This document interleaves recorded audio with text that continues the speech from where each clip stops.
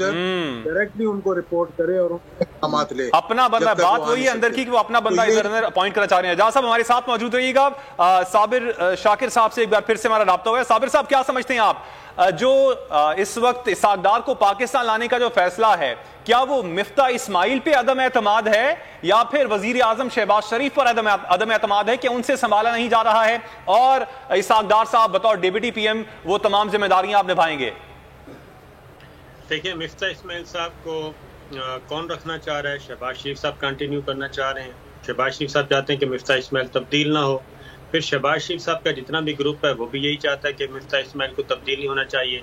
और मिफ्ता इस्माइल के मामले में एक मुस्लिम लीग नवाज के एक इजलास में तलख कलामी भी हो चुकी है, जो वीडियो कॉल्स पे, कॉन्फ्रेंस कॉल पे ये सारे थे।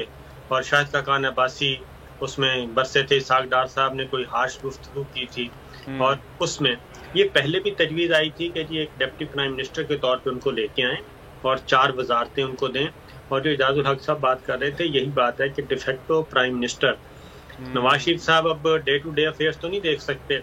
नवाज शरीफ साहब बैठे हैं लंदन में, तो उनको तो हर एक लम्हे की रिपोर्ट चाहिए। ठीक है, मैं थोड़ा सा आपको साबिर साहब रोकूंगी माजरत के साथ। अभी शाह साहब ने भी ज्वाइन किया। शाह साहब, मैं